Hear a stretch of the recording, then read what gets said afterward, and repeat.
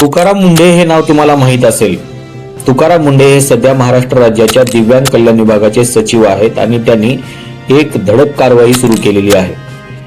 अपंगाचे किंवा दिव्यांगाचे खोटे प्रमाणपत्र मिळवून ज्यांनी नोकऱ्या लाटलेल्या आहेत त्यांना घरी बसवण्याचा कार्यक्रम सध्या तुकाराम मुंढे यांनी सुरू केलेला आहे. रत्नागिरीमधल्या 3 शिक्षकांना त्यांनी अशाच प्रकारे घरी बसवलेलं आहे, कारण त्यांनी दिव्यांगाचं खोटं प्रमाणपत्र काढून नोकरी मिळवलेली होती आणि त्याचे फायदेही घेतले होते. तुकाराम मुंढे यांच्या म्हणण्यानुसार दिव्यांगाचं खोटं प्रमाणपत्र काढणं हे गुन्हा असून त्यांच्यावरती गुन्हे नोंद झाले पाहिजेत आणि त्यांना घरी देखील बसवलं पाहिजे. पण तुकाराम मुंढे फक्त एकाच विभागापुरतं काम करत आहेत. बाकीच्या विभागांचं काय? तुकाराम मुंढेचा आदर्श बाकीच्या विभागांनी घेणं गरजेचं आहे का, हा खरा प्रश्न आहे. कारण फक्त दिव्यांगाचेच खोटे प्रमाणपत्र काढलेले नाहीत, तर इथे अनेक प्रकारचे खोटे प्रमाणपत्र काढलेले आहेत. जसं की भूकंपग्रस्ताचं प्रमाणपत्र असेल, जातीचं प्रमाणपत्र असेल किंवा प्रकल्पग्रस्ताचं प्रमाणपत्र असेल, या सगळ्या प्रकारची प्रमाणपत्र काढून अनेकांनी नोकऱ्या लागलेल्या आहेत. अनुसूचित जातीच्या प्रमाणपत्राचे देखील खोटे दाखले काढले गेलेले आहेत आणि त्या आधारावरती देखील महाराष्ट्रामध्ये अनेक अधिकारी म्हणून बसलेले आहेत. ज्या जातींचा उल्लेख अनुसूचित जातीच्या 59 जातीमध्येच नाही, त्यांचे देखील जातीचे प्रमाणपत्र काढले गेलेले आहेत. आणि फक्त अधिकारीच नाही, तर त्या खोट्या प्रमाणपत्रावरती या राज्यामध्ये काही लोक आमदार झालेत आणि काही लोक खासदार देखील झालेले आहेत. आपल्याला माहिती असेल की सिद्धेश्वर स्वामी हे खोट्या प्रमाणपत्राच्या आधारावरच खासदार झाले होते. नवनीत राणा यांच्या प्रमाणपत्राचं देखील प्रकरण तशाच प्रकारचं होतं. काही IAS अधिकारी देखील आहेत, जसे की पूजा खेडकर आहेत, त्यांचं देखील प्रमाणपत्र त्याच पद्धतीचं होतं.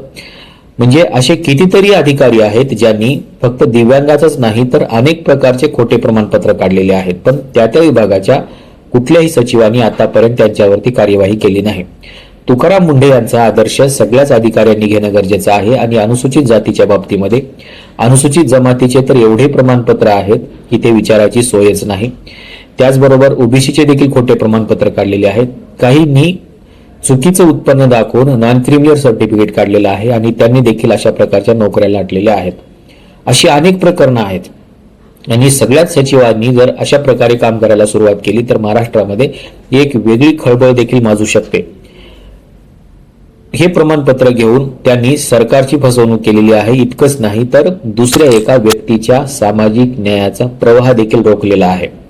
म्हणजे त्यांच्या जागेवरती एक खरा अनुसूचित जातीचा, खरा अनुसूचित जमातीचा किंवा खरा ओबीसी, जो क्रिमिलियर गटामध्ये येत नाही असा ओबीसी, किंवा ज्यांनी प्रकल्पग्रस्ताचं प्रमाणपत्र काढलेलं आहे, भूकंपग्रस्ताचं प्रमाणपत्र काढलेलं आहे, डोंगरी भागामध्ये रहिवासी असल्याचं प्रमाणपत्र काढलेलं आहे, तर याच्यामध्ये हे लोक तर खोटे प्रमाणपत्र काढून तिथे जॉईन झालेलेच आहेत. पण ह्या खोट्या प्रमाणपत्राच्या आधारावरती त्यांनी जॉईन झाल्यानंतर त्यांच्या या एक जागा व्याप्त केल्यामुळं जो सामाजिक न्यायाचा प्रवाह होता, हा सामाजिक न्यायाचा प्रवाह त्यांनी अडवला आणि त्या ठिकाणी एक जो ओरिजिनल गरजवंत लागणारा होता, जो सामाजिक न्यायाच्या प्रक्रियेमध्ये येतो, त्याचा मात्र सामाजिक न्यायाचा हा प्रवाह रोखला गेला आणि त्याला सामाजिक न्यायाच्या या प्रवाहामधून बाहेर जावं लागलं. म्हणजे त्याच्यावरती किती मोठा अन्याय झालेला आहे हे देखील बघणं तितकंच गरजेचं आहे. आणि म्हणून फक्त दिव्यांगाच्या प्रमाणपत्राच्या बाबतीमध्ये नाही तर एकूणच ही सगळी जी काही प्रकरणं आहेत, या प्रकरणाच्या अनुषंगाने प्रत्येक मंत्रालयाच्या, म्हणजे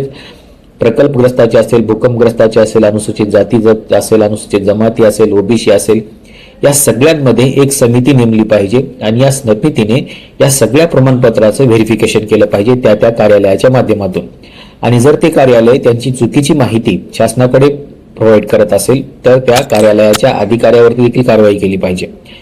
म्हणजे हे जे सगळे जातीचे प्रमाणपत्र आहेत, हे सगळे जे कास्ट सर्टिफिकेट आहेत, याचं व्हेरिफिकेशन ती व्यक्ती रिटायर होताना देखील एक वेळ झालं पाहिजे. आणि त्याने जर चुकीचे फायदे घेतले असतील तर त्याची पूर्ण आयुष्यभराची जेवढी काही त्यांनी रक्कम घेतलेली आहे, जेवढे काही लाभ घेतलेले आहेत, ते व्याजासकट लाभ हे परत घेतले पाहिजेत.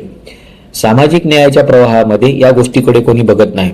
आमच्यावरती काय झालं माहिती आहे का, की एका जातीने आरक्षण जास्त खाल्लं म्हणून दुसरी जात त्यांच्यावरती आक्षेप घेते आहे. पण ज्या व्यक्तीने खोटं प्रमाणपत्र काढून त्यांच्या दोन्ही जातीचं आरक्षण खाल्लेलं आहे त्याचं काय, हा प्रश्न आहे. आणि म्हणून या जातीने इथं भांडण्यापेक्षा या जातीने इथे भांडलं पाहिजे की जर खोटे जातीचे प्रमाणपत्र काढून लोक जर नोकरीला लागलेले असतील तर तुमचा सामाजिक न्यायाचा प्रवाह तिथे देखील अडवला गेलेला आहे आणि त्याच्यामुळे त्या जातीच्या मूळ जातीच्या असलेल्या व्यक्तीवर जो अन्याय झालेला आहे त्या अन्यायाला कुठे ना कुठे वाचा फोडली पाहिजे। कारण तिथे जो खोट्या जातीचा व्यक्ती तिथे नोकरीला लागलेला आहे त्या जागेवरती एका ओरिजिनल कास्ट सर्टिफिकेट असलेल्या व्यक्तीचा नंबर होता, पण त्याला 2 नंबरवरती राहावं लागलं आणि जे खोटे जातीचे प्रमाणपत्र काढून 1 नंबरवरती होता त्याला तिथे नोकरी मिळालेली आहे। अर्थातच हा 2 नंबरच्या व्यक्तीवरती जो अन्याय झालेला आहे तो अन्याय जर पुसून काढायचा असेल तर त्याने जे काही लाभ घेतलेले आहेत ते सगळे लाभ हे त्या 2 नंबरच्या व्यक्तीला परत दिले गेले पाहिजे।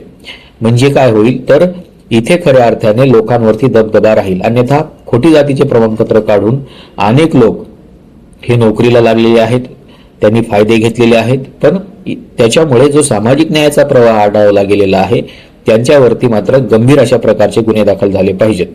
पण तसं होत नाही। फक्त एकट्या तुकाराम मुंडेंनी हा काही ठेका घेतलेला नाही की त्यांनी फक्त दिव्यांगाचंच हे करावं, बाकी सगळ्या IAS अधिकाऱ्यांनी देखील तुकाराम मुंडे प्रमाणेच आपापल्या जे काही खातं आहे त्या खात्यामधले या सगळ्या भ्रष्टाचार, ही सगळी जी काही लफंगेखोरी आहे हे सगळं बाहेर काढलं पाहिजे। म्हणजे खऱ्या अर्थाने सामाजिक न्यायाच्या प्रवाहाला आणखीन जास्त गती देता येईल।